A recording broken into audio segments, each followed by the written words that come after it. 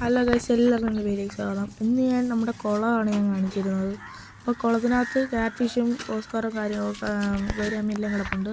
പിന്നെ ഞാൻ സൈഡിൽ പായലെടുത്ത് കളഞ്ഞായിരുന്നു, അതുകൊണ്ടാണ് ഇങ്ങനെ ഒരു ലുക്കില്ലാതെ കിടക്കുന്നത്. നേരത്തെ കൈയിട്ട അപ്പോൾ വരുന്നതാണ്. ഞാൻ നേരത്തെ ചുമ്മാ ഫീഡ് ചെയ്ത് നോക്കിയത്, അപ്പോൾ കയറി വരാത്തത് വയറ് നിറഞ്ഞത്. അതാണ് ഗൈസ് ഓസ്കാർ.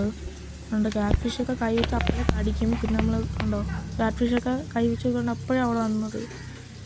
ഗൗരാമി 6 എണ്ണം ഉണ്ട്. അപ്പം ഗൗരാമി അത്യാവശ്യം ഒരു ആവറേജ് സൈസായി. ആവറേജ് എല്ലാവരും മണി സൈസായിട്ടുണ്ട്. പിന്നെ ക്യാറ്റ് ഫിഷ് ഇച്ചിരി വളർന്നിട്ടുണ്ട് ഗൈസ്. ഓസ്കാർ ഇപ്പോൾ വാങ്ങിയിട്ട് 2 മാസം ആവുന്നതേ ഉള്ളൂ. പിന്നെ ഞങ്ങളെ കാണിക്കാൻ പോണത് നമ്മുടെ ഗപ്പികൾ കിടക്കുന്ന ടാങ്കുകളാണ്. കണ്ടോ, ഇതെല്ലാം ഗപ്പികളാണ്. പിന്നെ ഞങ്ങൾക്ക് കോബ്ര ഗാലക്സിയെ കാണിച്ചു തരാം. നമുക്ക് പൊക്കി കൊടുക്കാം. ഇത് കോബ്ര ഗാലക്സി ഉണ്ട് ഗൈസ്. അത് നല്ലൊരു മീൻ തന്നെയാണ്. അതിൻ്റെ വാലും കാര്യങ്ങളൊക്കെ കൊള്ളാം. വാൽ ഡോട്ടും ഒക്കെ വരുന്നുണ്ട്. പ്ലാറ്റിനം കേട്ടിട്ടുണ്ട്.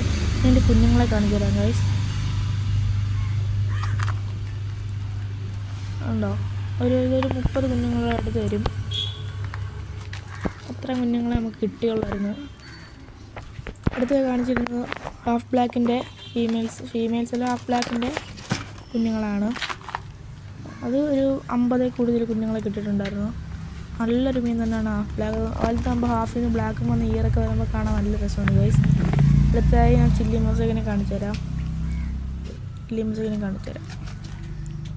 ഗൈസ്, ആ വലിയ കളർക്ക് കയറിയാണ് ചില്ലി മൊസൈക്കിൻ്റെ ഫസ്റ്റ് കളഞ്ഞത്. പിന്നെ അതൊക്കെ ബ്രീഡ് ചെയ്ത് സെറ്റ് ചെയ്താണ് ബാക്കി അതിനകത്ത് കിടക്കുന്നതൊക്കെ.